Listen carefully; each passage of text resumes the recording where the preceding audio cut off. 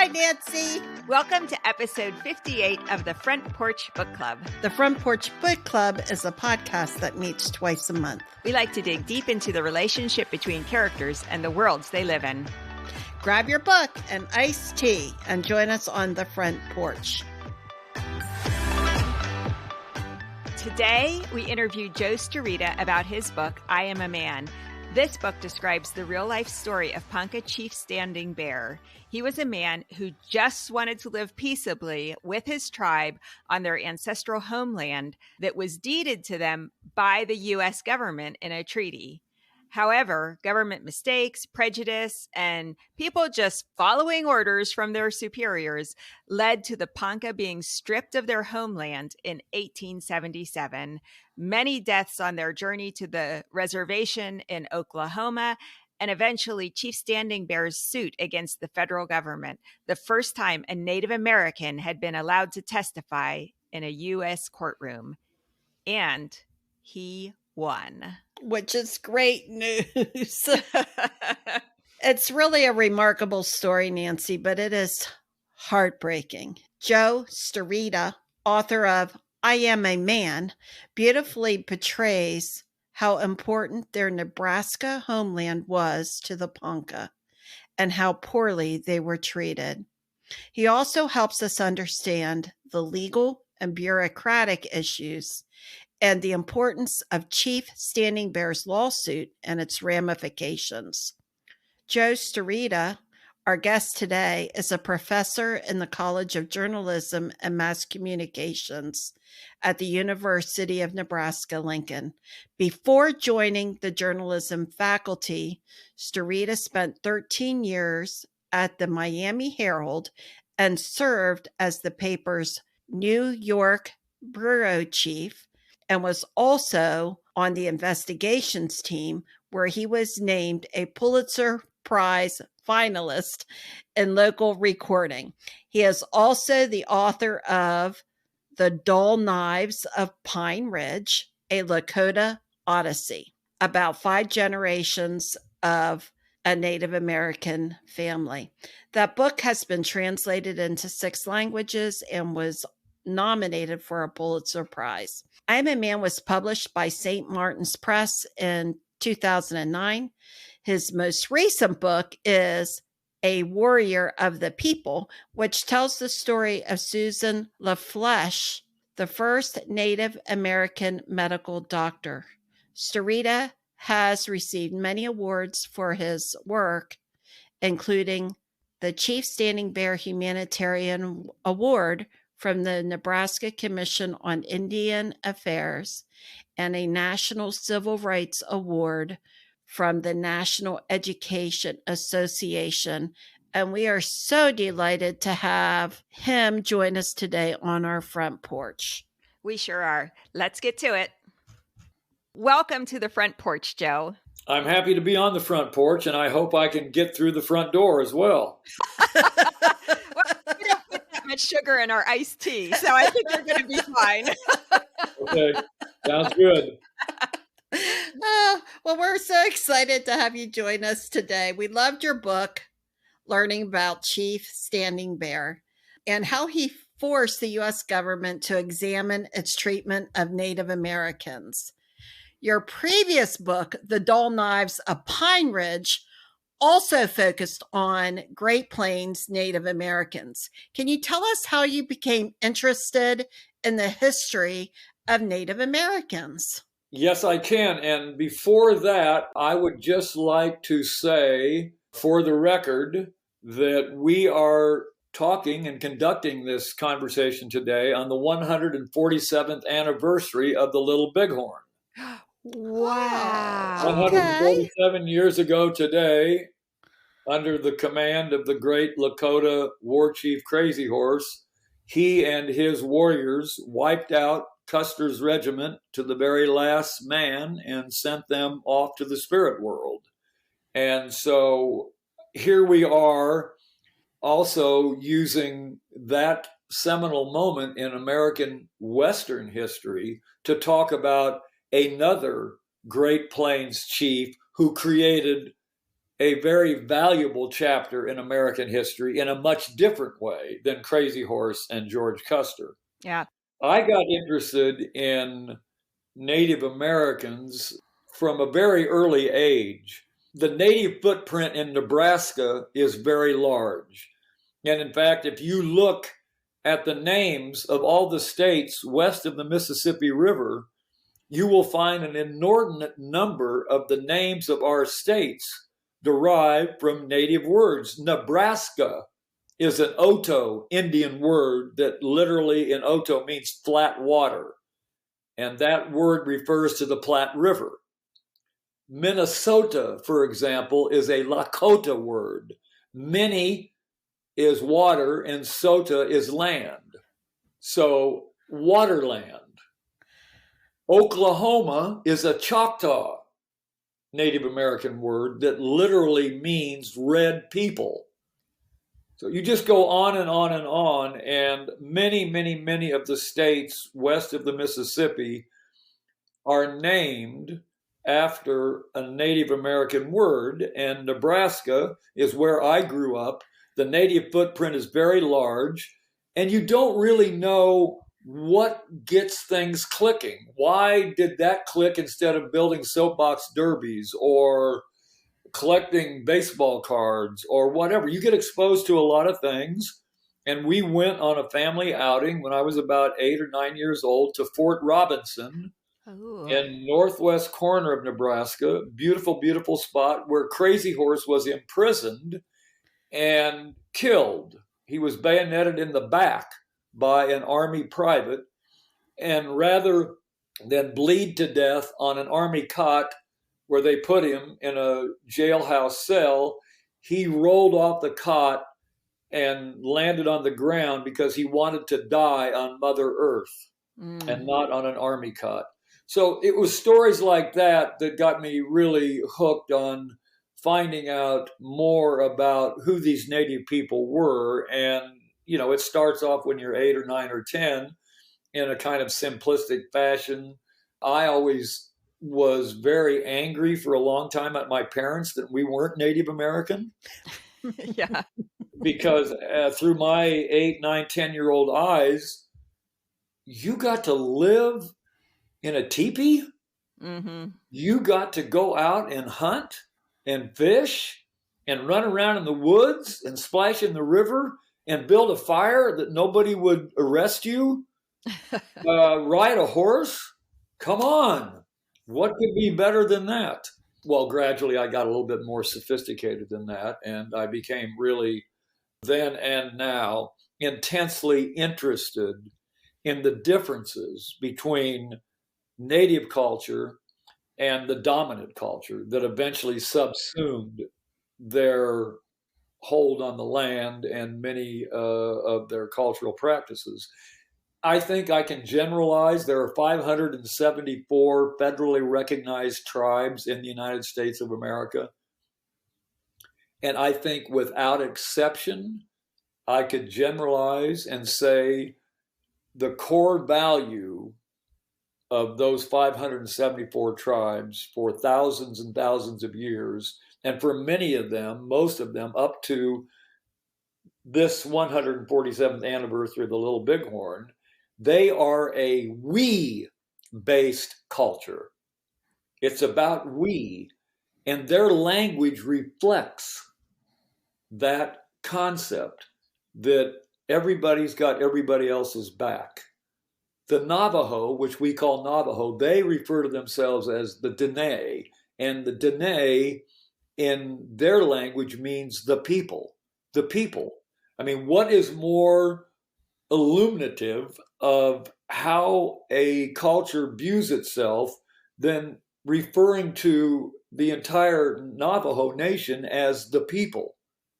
And you find that that's the only way they could survive on these Great Plains with terrific winters, harsh climates, scalding summers, inches and feet of snow and sub-zero weather.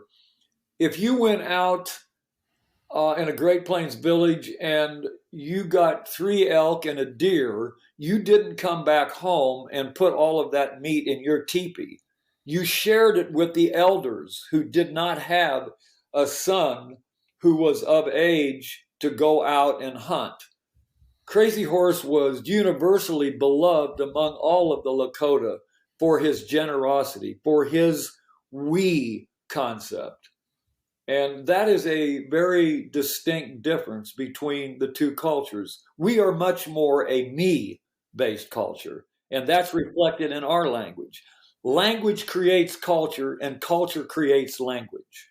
That definitely came across in your book, Joe, that there was a sense of community there with the Ponca, and they moved as a tribe. They supported each other in that way. Yes. And I've heard that before about Native American culture, that it's very much we focused. Yes. I'm interested in your perspective of when the tribe moves out of their area and Chief Standing Bear isolates himself from his tribe. They're down there by the creek and they've been dumped off. And he kind of removes himself from them and he goes out into the woods and then he leaves from there. And because he's kind of isolated himself, the people didn't know that he actually left to go back home to Nebraska. No, certainly not all of them. You know, he had a lot going on personally. I mean, he was one of the chiefs. He wasn't the chief. Right. He was one of the chiefs. And he had already suffered enormous losses just from a family standpoint. You know, you have to figure that first year between the summer of 1877 and the summer of 1878, one third of the Ponca tribe died. Yeah. Right. One third, one out of every 3 Ponca, the first year they were there, died.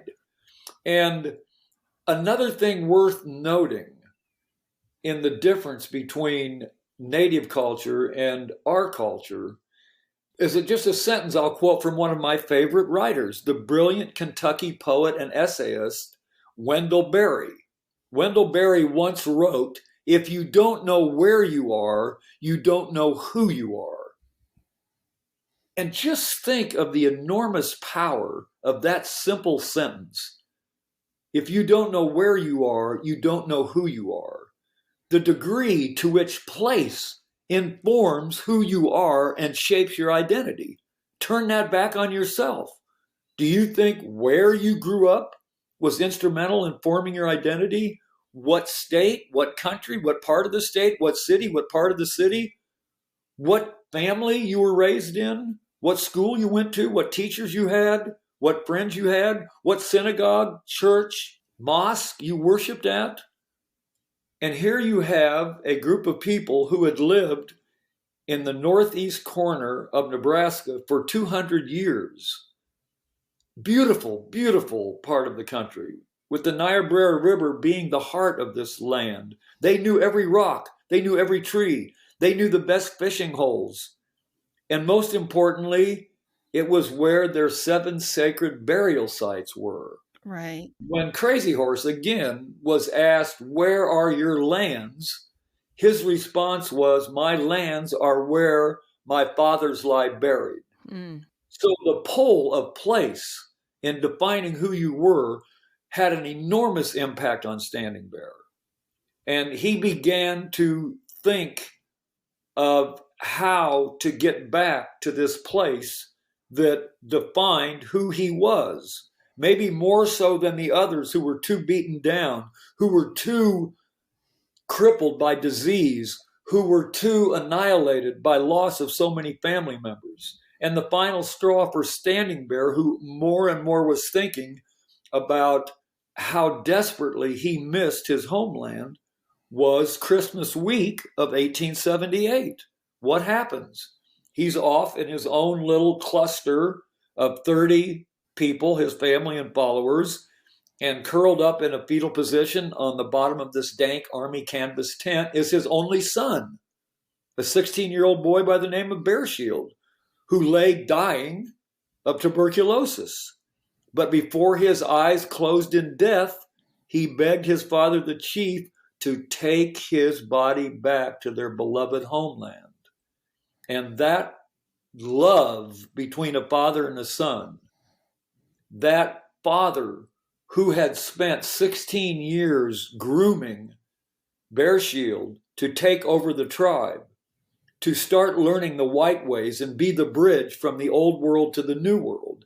And now that 16-year-old boy whom Standing Bear had invested all of the historical and cultural knowledge of the Ponca and encouraged him to learn as much of the white way of life as possible, including English. Now he was dying. And before his eyes closed in death, he made Standing Bear promise. And so Standing Bear, I don't think, was the least bit conflicted about, he had already been pointing his star north. And once his only son basically evoked a promise from his father, the chief, it was a done deal. He was out of there. Yeah. In the book, you make the case that the Ponca were viewed as maybe being even more attached to their land than other tribes, that they just had this affinity for their homelands, even to a greater extent than others. Yes, absolutely true. And again, that's why I love that quote so much from Wendell Berry, because it is so on point with what you just said in defining the Ponca did not know who they were anymore in Oklahoma. Their identity had been taken from them. They didn't know the rocks in Oklahoma. They saw trees they'd never seen before. They saw plants they'd never seen before. They saw animals they'd never seen before. They saw a heat and humidity that they'd never seen before. This was not home.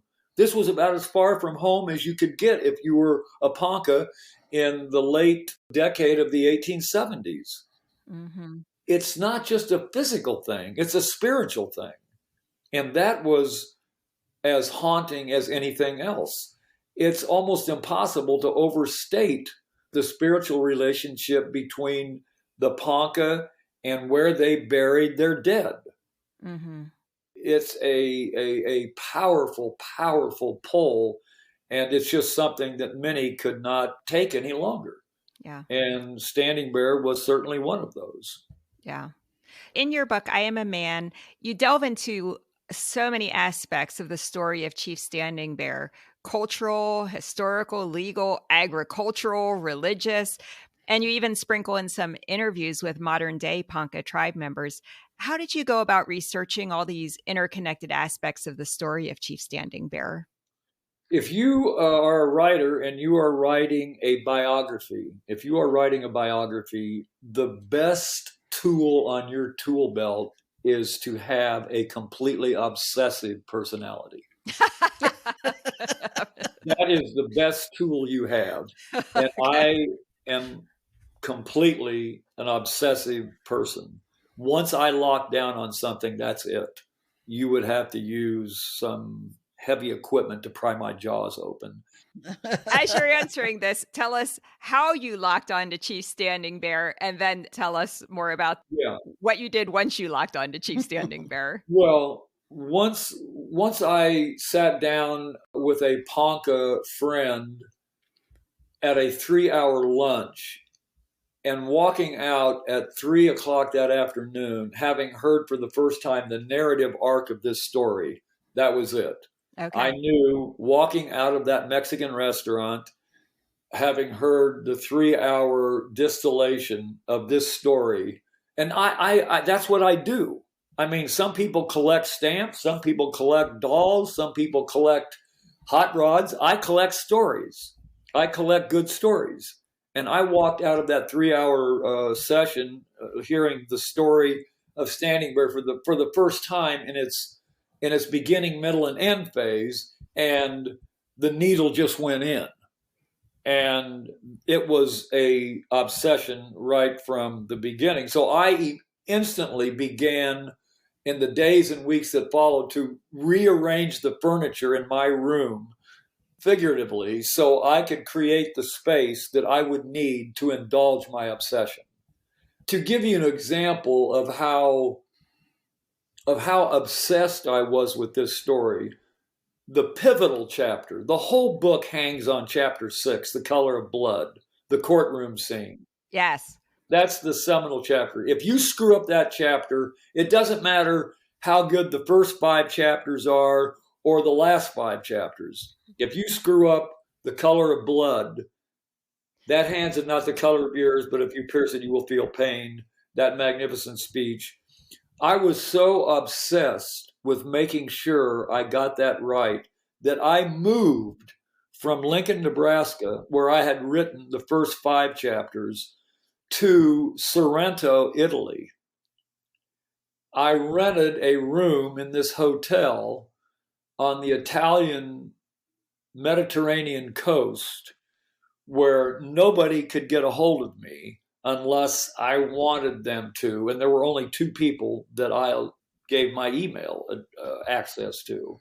And I lived on the top floor of this hotel for a month. And I had the same ritualistic practice every day. I would get up at 7 o'clock.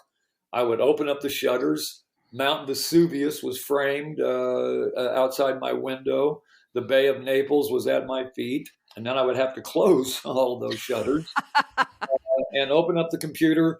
And it was just an 8-hour focus every day just on that chapter, with no contact with any distractions. I had relatives, Italian relatives, who lived a 10-minute train ride away. I would spend Sundays with them just to rejoin the human race. But your question was, and my answer is, that obsession is what you need to really do this story justice. And another thing that people don't understand that also is an obsession, and I would try and teach this, is the relationship between good writing and good music. If you take good writing and superimpose it over good music, it's a tight, snug fit. Good music is about beat, rhythm, cadence, syncopation. Good writing is about beat, rhythm, syncopation, cadence. It's the same. And I would be laying in bed some nights at 3 o'clock in the morning, replaying a sentence or a paragraph that I'd written in Standing Bear's biography 12 hours earlier. And I wanted that sentence to sound like Luciano Pavarotti. And the more I ground my teeth and laid in bed, the more it sounded like Roseanne Barr singing the Star-Spangled Banner. I defy anybody to try and sleep through that. And I didn't. I would get up, I would pad down the steps, and I would put on some coffee, and sometimes it would be 6 below and a foot of snow. And I could never allow myself to have any self-pity, even though it was cold and dark and snowy. I was thinking, are you kidding me? Shut up. This man walked in the dead of winter. Oh my, the walk. 550 miles with no winter clothing, no money, and no food. And you're whining about whether or not you should turn the temperature up from 76 to 78. Just shut up and get to work. Yeah. It seems like you must have relied on a lot of primary data sources. Yes. Where did you go to do this research, and how important were the interviews that you did with the modern day Ponca? Yeah.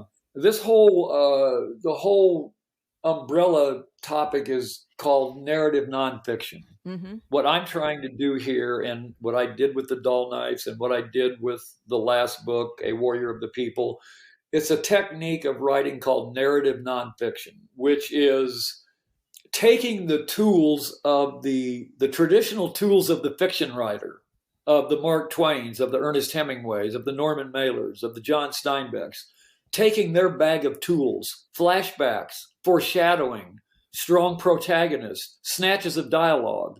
You take all of their tools and you roll it over and apply it to a nonfiction setting. And the only way you can do that is if you drill down so deep that you have got all of this information. What I've often said is, when you're starting the research and you're going to write it in a narrative nonfiction way, you have a brand new Hoover vacuum cleaner, you kick it on high and you run it over every potential landscape repository of letters, treaties, documents, anything that has Standing Bear's name on it, you want in that bag. So when you turn it off a year and a half later, I spent a year and a half just on research, having that Hoover bag running across the Nebraska State Historical Society archives, Oklahoma State Historical Society archives, South Dakota State Historical National Archives in Washington, D.C., New York Public Library, and then finding who were the direct descendants and who were the Ponca elders who could tell me not the story in a official treaty government document, but the oral history of the tribe.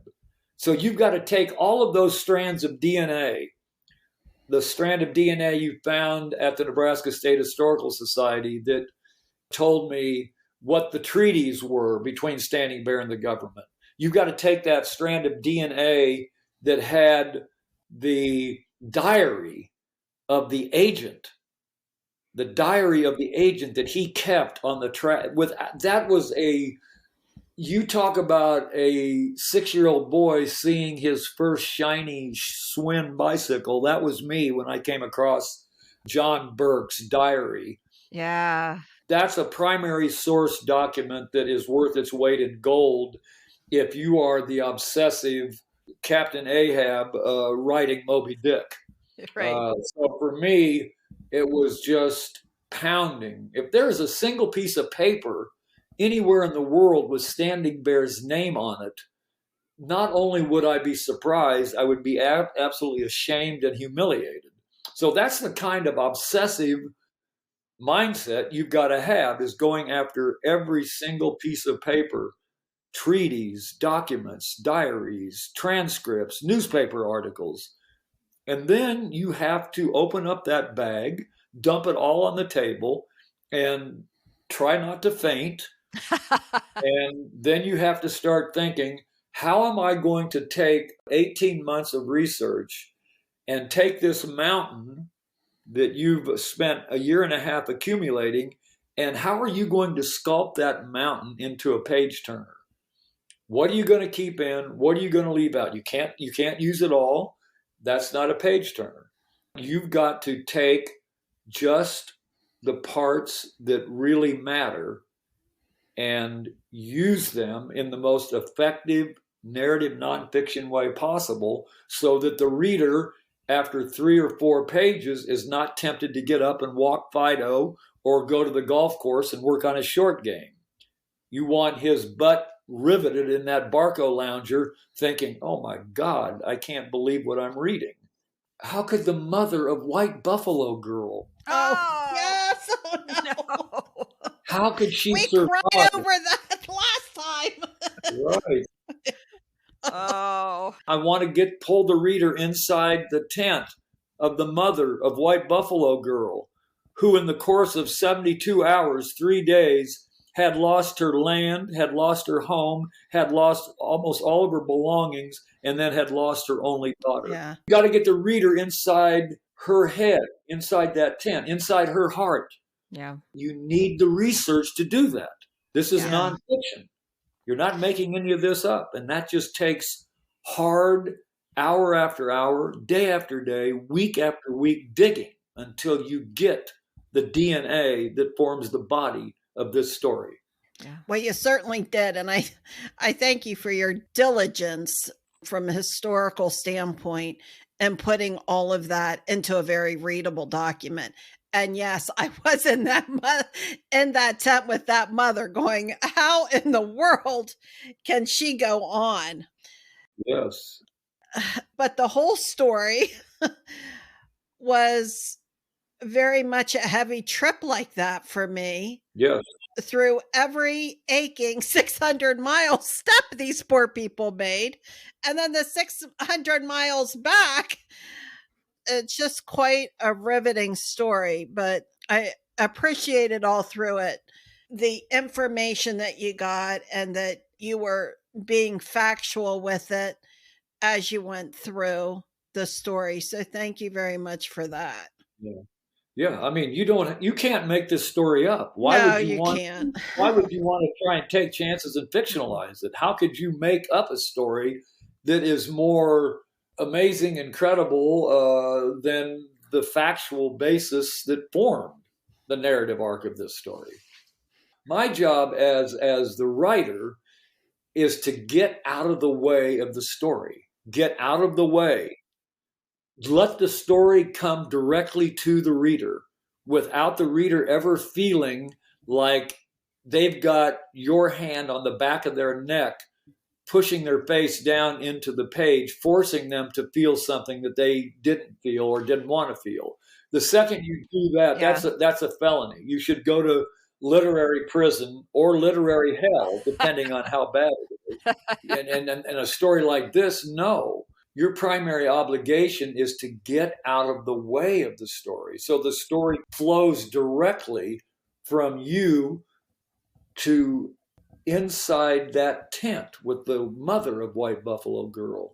Inside that tent was Standing Bear in the final hours of his son's life.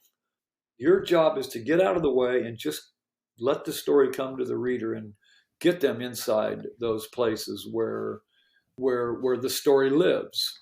Well, you did that beautifully. You mentioned The Color of Blood, that pivotal chapter in the book, and really the significance of this suit that Chief Standing Bear filed against the U.S. government is remarkable. Yeah. The fact that he was even granted a hearing was remarkable, but the decision also recognized for the first time that in American history, an Indian is a person. Can you tell our listeners a little bit more about why Chief Standing Bear's appearance in that Omaha courtroom was so important?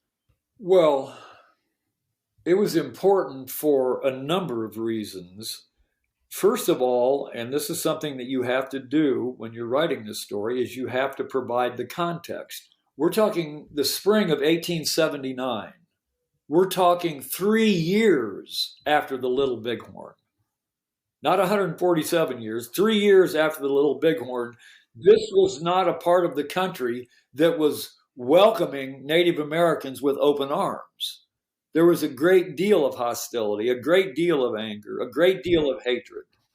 They were seen as impediments on the road to civilization. The occupiers of land that was just laying fallow and not being used for any purpose. There was a great deal of hatred of Native Americans as worthless, as roadblocks to progress, and all of that. Roadblocks that had to be just destroyed.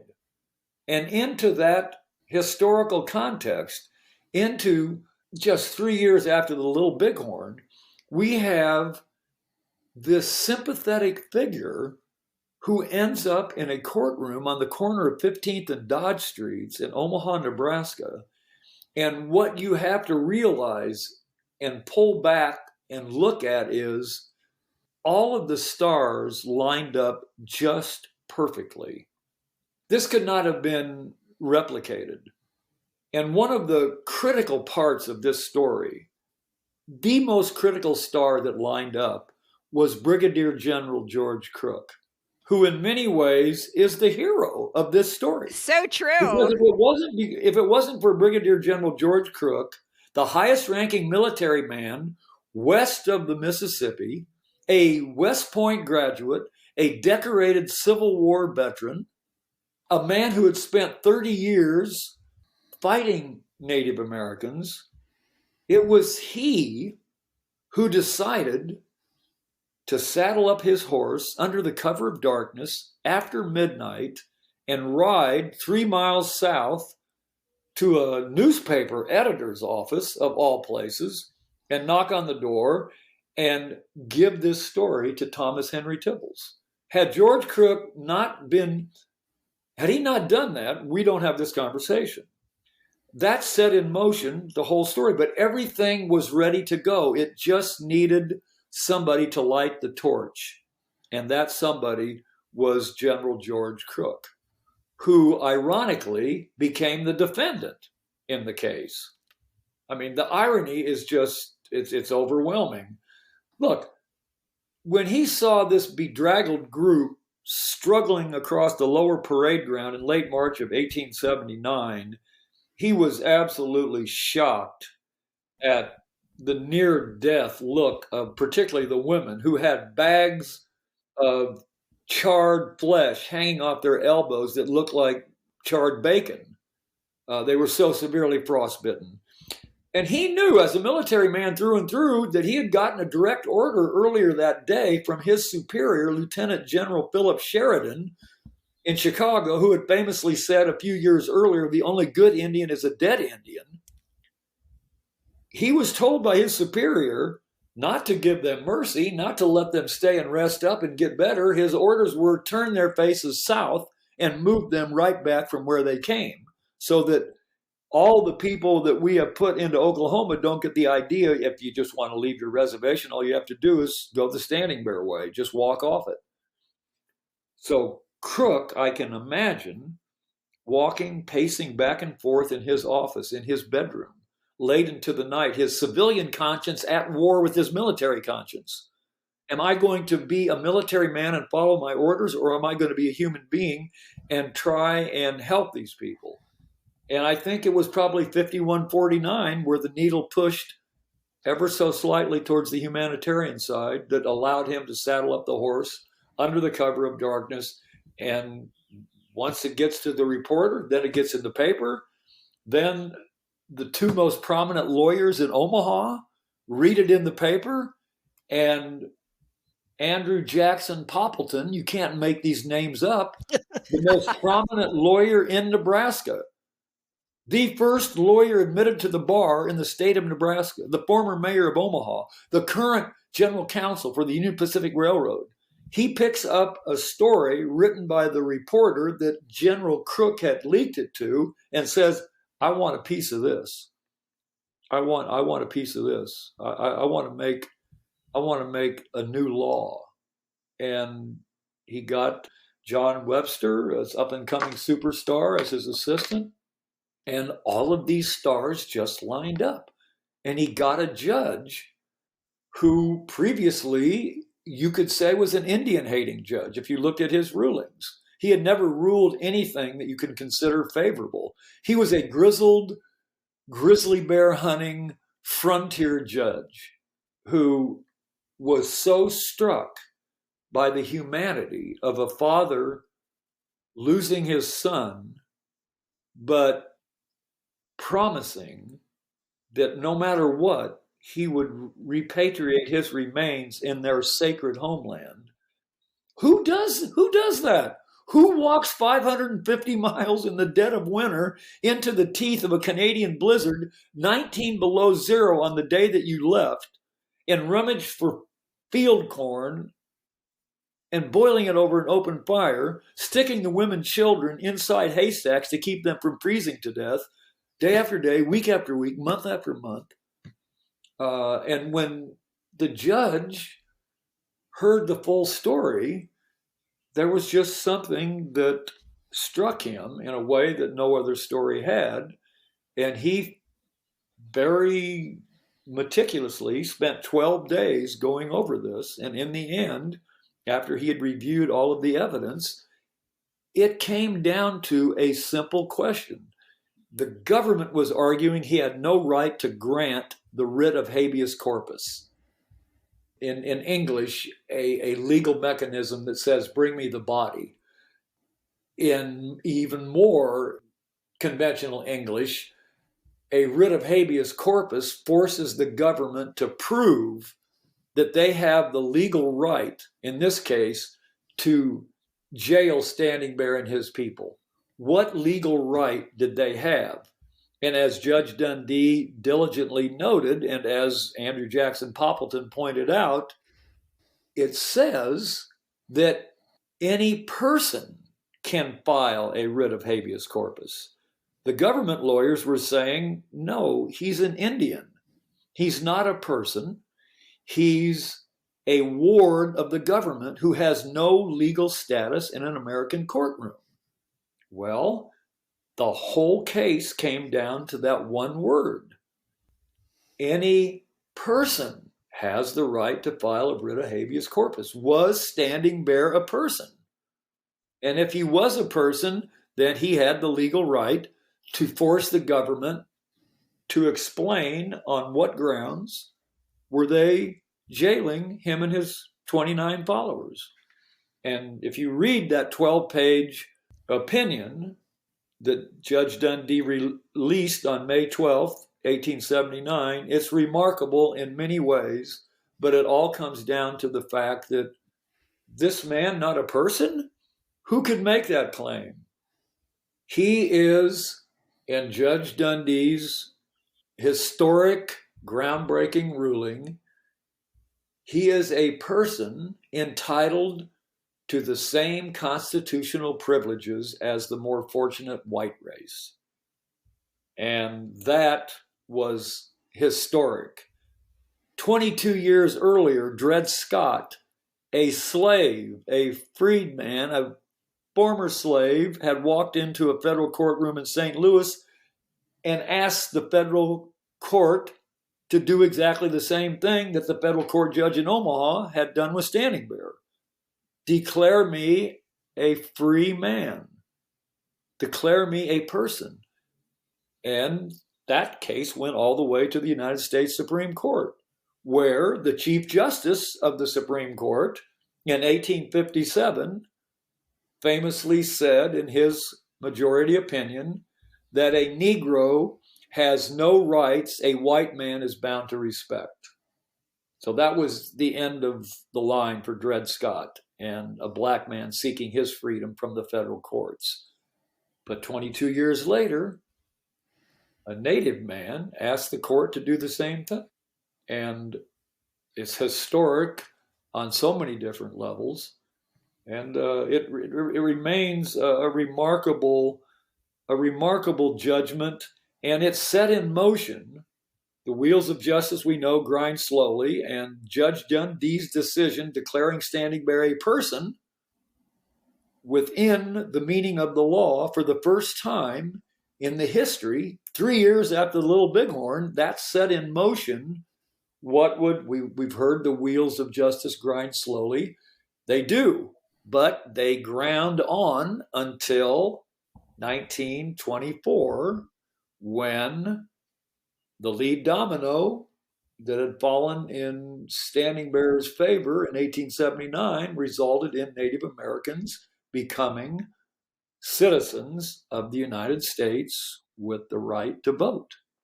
And that all was set up by what happened in Judge Dundee's courtroom on the corner of 15th and Dodge Streets in Omaha, Nebraska, 3 years after the Little Bighorn. Chief Standing Bear, I knew nothing about him before I read your book. One of the things I wanted to talk to you about is the assimilation that it seems like he was taking towards the European way. At one point in the book, he wants to cut his hair. People talk him against it, but then he does cut his hair. And at first I was taken back, like, what? Your beautiful black straight hair. Why would you cut that? That's who you are. That's your people. That's your culture. But he cuts it. What can you tell us did you read anything about what his decision was to cut the hair? Well, here's the bigger picture on that question. Imagine being the chief of any of the 500 plus tribes in the last quarter of the 19th century. Imagine the pressure on you. Your primary responsibility as a chief is the welfare of your people. Nothing supersedes that. You as the chief have to make decisions that ensure the survival of your people. And imagine 1879, 1880, 1881, 1872. Imagine any of those years in the 70s and 80s and 90s that you were the principal chief of your tribe. What decisions would you make in order to ensure the survival of your people? It's clear that you cannot win militarily. And if you try and go that route, which Crazy Horse did, your entire tribe is going to be wiped out. You're going to be annihilated. So Standing Bear like almost every other chief in the last quarter of the 19th century, came to a fork in the road. We can turn left and remain traditionalists and risk total annihilation, or we can turn right and try and find a way to compromise by introducing white values, but merging them with traditional native values. That is a route that a number of prominent chiefs took because they saw that as the only way to survive. That's why Standing Bear sent Bear Shield, his 16-year-old son, to school. He wanted him to learn English. He wanted him to learn American history. He wanted him to be able to have all of the cultural values of the Ponca, but also marry them to the language and the history that was the future and was the best guarantee that Bear Shield would be able to survive and have a family. And so it's just a reflection, the haircutting, it's just a reflection of the pressure that these chiefs were under to try and thread the needle between retaining the old ways and the old values, but walking this cultural tightrope where they could also include the new way of life. And it's the reality of it. There was no getting away from it. There was no place to go. There was no military solution.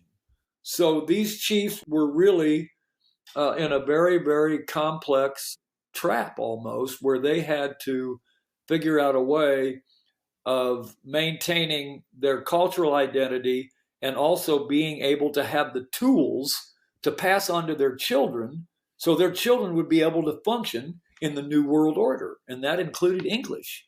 That included knowing about the Bible. That included knowing about European history.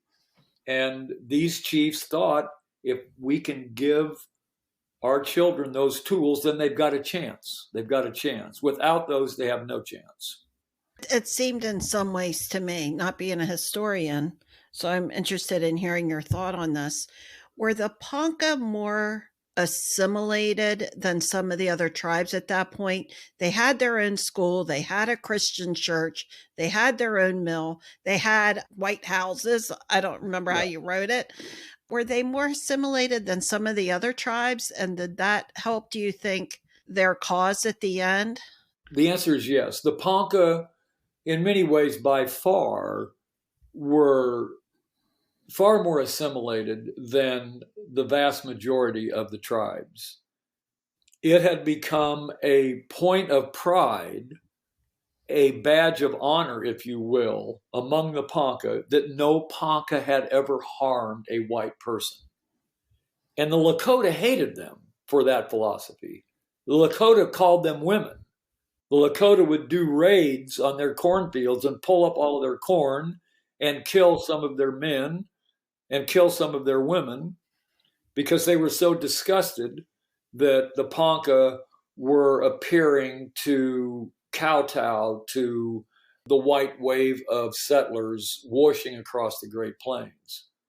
But the Ponca, by and large, saw they were farmers more than they were warriors. I mean, they transformed the Niobrara River Valley into this lush field of pumpkins and squash and corn.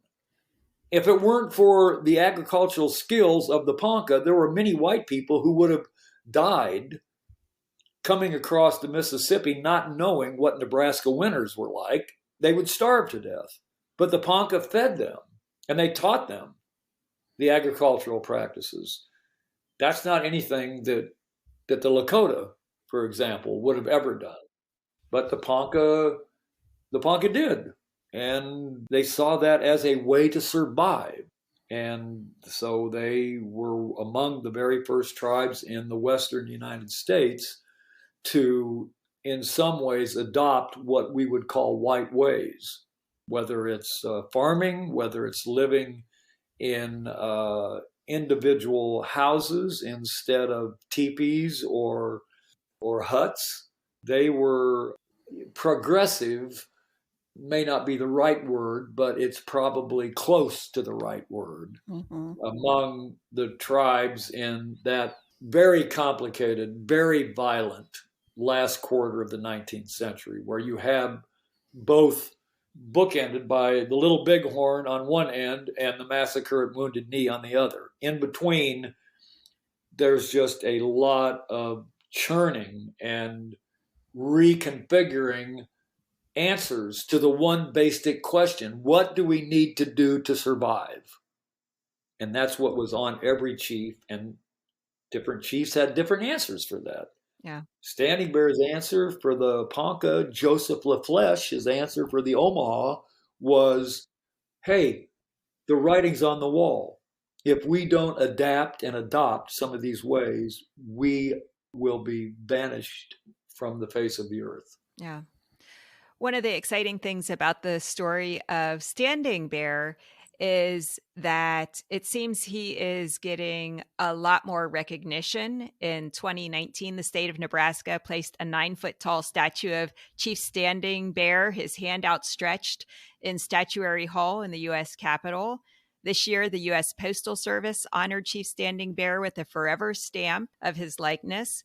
And the newest high school in Lincoln, Nebraska is being named for Chief Standing Bear. Why do you think it's taken so long for his story to be known? And what is it about his story that you think is resonating now? Well, I think it took so long. I'll go back to your colleague's comment, is that you had never heard of Standing Bear. Right. Knew nothing about Standing Bear. Why is that? Well, okay, I was never very good at history, so that may be one of the no. I'm using you as the majority.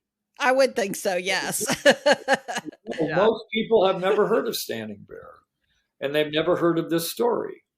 Why? Who knows? It's just a story that was there, but it just kind of hung as low-hanging fruit for a long time until it got plucked. But it did get plucked, and the reason that this is such a powerful story is, if you were to make a list of every value, everything that we value, personal characteristics as Americans: honesty, courage, perseverance, love of family, love of homeland. Make as long a list as you want. Standing Bear checks every box. He checks every box. Yeah. It is not just a Native American. This is an extraordinary human being who did things that none of us would have done out of love for his son and love for his people. None of us would have walked 550 miles in the dead of winter with no winter clothing, food, or money, but he did. Yeah. And once that story gets out, it's just impossible not to kind of embrace it. I just think when you're exposed to the reality of it, you just see it play out time after time after time. People hear this story and their first question is, why haven't I heard this story before? Why didn't I read about this man in my history book? And I was a history major, but I never knew this story. Well, that's changing. That's changing now. And that's not unusual. I mean, it's not unusual that something goes ignored or whatever for a long time, and then it catches fire, particularly now with so many media outlets. You can find this in so many different ways.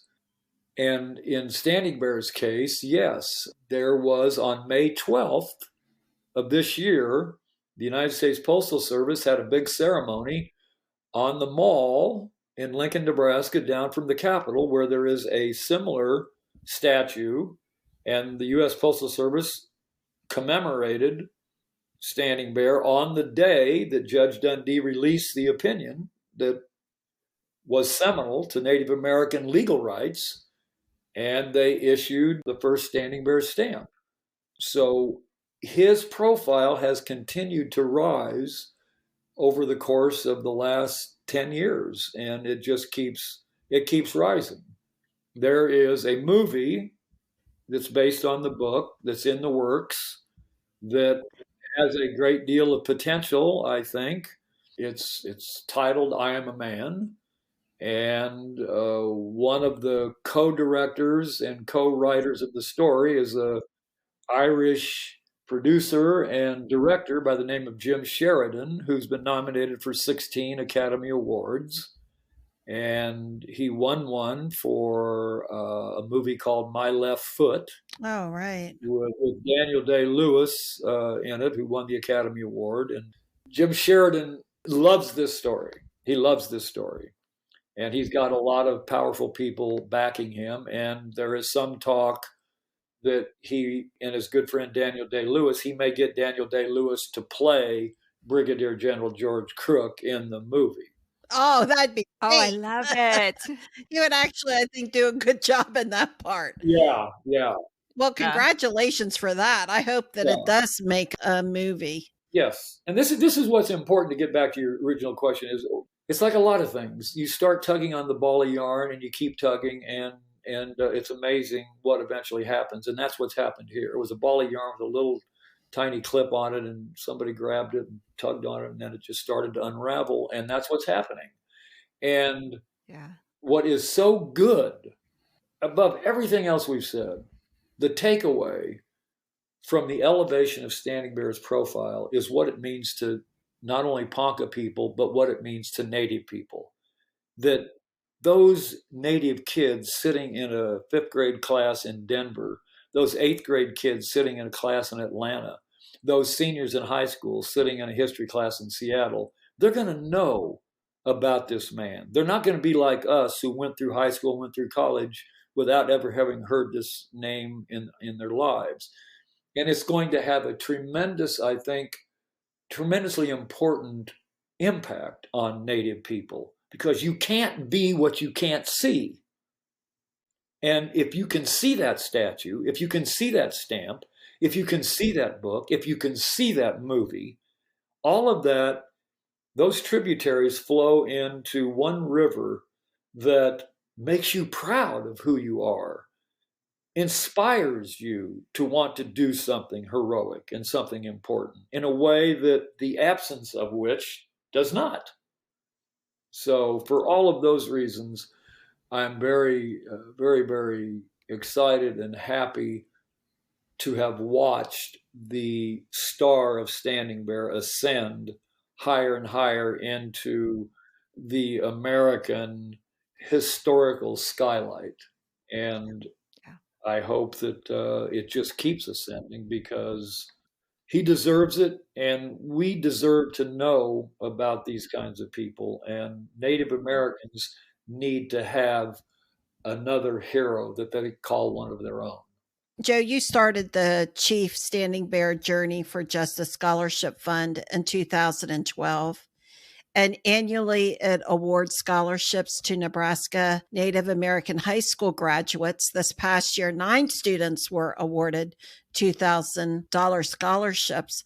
What motivated you to create the scholarship, and what other ways are you involved with Native people today? What motivated me to create the scholarship was just very simple and cut from some of the cloth that we just talked about. I wanted to find a vehicle to make college, or a vocational college, realistic to what are often the poorest people in Nebraska. Nebraska is a state comprised of 93 counties. The poorest, statistically, the poorest of those 93 counties is Thurston County, not coincidentally the home of the Omaha Tribe, split between the village of Walt Hill and Macy. I think you could argue Macy is the single poorest community in the entire state of Nebraska. Oh. And it also, not coincidentally, Thurston County has the highest suicide rate in Nebraska. Oh, my goodness. Of course you want to try and help them. Of course you want to do what you can to give them a chance. In February of 2021, there were more than 20 suicide attempts on the Omaha reservation in one night. About 7 of them successful. Oh my goodness. And when you hear something like that, it certainly inspires you to try to do something about it. And at any rate, I've been involved, as we talked about earlier, with Native culture since I was like 7, 8 years old. And the older you get, supposedly, and I think most times you have more wisdom and you can see things a little bit clearer. But this was a no-brainer. This was a no-brainer. I want to do something to help those high school kids in Walt Hill, those high school kids in Macy, those high school kids in Winnebago, in Sheridan, in Scottsbluff, wherever. If you're a Native student and you fill out this application, me and my committee, which is largely other Native Americans, we will do everything we can to try and get you an opportunity to get an education that leads to a job that will support a family, that will make you a stakeholder in your community and not find you at the end of a rope. So it's a way to try and build hope. And it's been quite successful. These are students who don't have the money to go to UNO or UNL or Wayne State or Southeast Community College or Nebraska Indian Community College, but $2,000 will help. And I know from following them very closely that many of them have graduated. There's a Winnebago girl who is now an engineer in Southern California. What? She may be the only Winnebago engineer in the history of the Winnebago and is doing remarkably well. There's an Omaha girl, Rosalind Sansusi, who wanted to be a nurse, and she went to Clarkson Nursing College in Omaha, which is probably the best maybe nursing college in Nebraska. She got her degree, and she was inspired by Susan LaFleche, an Omaha Indian woman who became the first Native American, male or female, in the history of the United States to become a doctor from Walt Hill, Nebraska. And Rosalind kept seeing her photo on the wall, can't be what you can't see. And she would ask her teachers, who is that woman? They told her. She was so inspired, she decided she was going to become a nurse and go back to the reservation to help her Omaha people, which is exactly what she's doing. And that scholarship helped put her through nursing college. It doesn't get too much better than that, really. And so, yes, the scholarship was created to give as many Native students a chance to be on equal footing with more affluent students and give them a chance to earn a living and have a paycheck coming in because of the education that they got. That's the whole point. That's a wonderful way, I think, to wrap up our time today on the front porch. We really appreciate hearing more about Chief Standing Bear and how you became involved in his story. And this story of what you are doing now with the scholarships is so inspiring as well. So thank you for all you're doing. We really appreciated your time. Well, I really appreciate you giving me the opportunity and the platform to talk about something that's obviously very near and dear to my heart. I thank you for that opportunity, and we just want to keep spreading the word and uplifting as many people as we can by showcasing heroes and profiling people and using their stories to inspire this generation.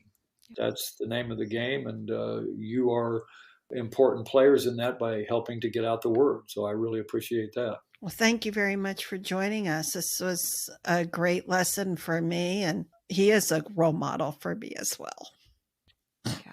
Yeah, well, that's great. That's wonderful. Keep up the good work. I just really thank you for looking out there and seeing this as an opportunity and selecting it and giving me the opportunity to answer your really, really excellent questions, by the way. Thank you. Well, thank you. You're welcome. You've done your homework, and I really appreciate that. Nancy, oh my goodness. If I had him for a history teacher, maybe I would have listened. He is so passionate and knowledgeable about his subject matter, and I appreciate the research so much that he did on this book and his passion for getting things right from a historical perspective. You were getting a little teary-eyed near the end there, Lenny, weren't you? I know. You noticed. I don't know if he noticed it all. I don't know if he noticed, but yes. Well, he's just so passionate. And here I go again. Oh my goodness gracious. We had to start with the little girl. Yes. he is a good role model for all of us. You know, I thought of his name, Chief Standing Bear, and I thought his name suited him because he had a loud voice in some ways. His voice resonated loudly because of what he was saying and the platform that he had, and that he kept his story consistent and pure and honest with integrity. And I think that's a big takeaway for all of our generations, you know, and for all people. Mm-hmm.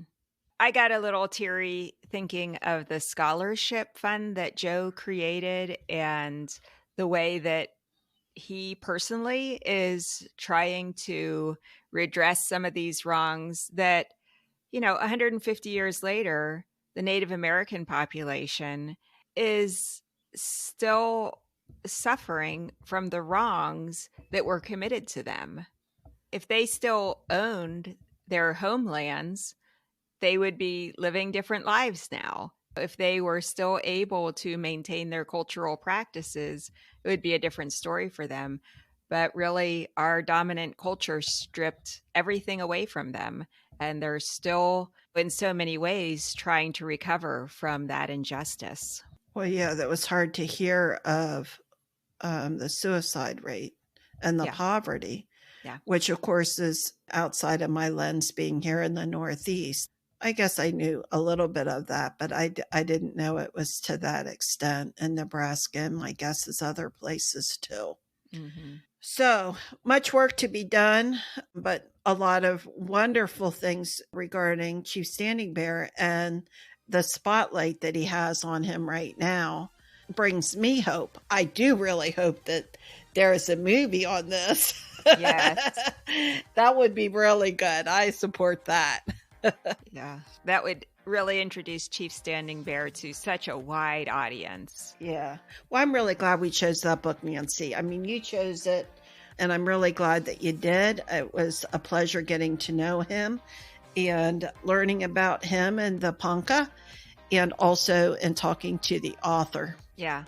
Next month, we are going to review the novel The Marriage Portrait, written by Maggie O'Farrell. It's a completely different shift for us. This is a novel, and it takes place in Italy, Medici, Italy. Oh, I want to go to Italy. That sounds good. So Joe mentioned he spent a month in Italy. Here's our trip to Italy. All right. Well, I'll download that on my Kindle next and start reading it. Sounds good. Well, listeners, thanks for listening. Our website is frontporchbookclub.com. Our episodes come out twice a month on the first and third Wednesday of every month. See you next time, Lenny. See you, Nance.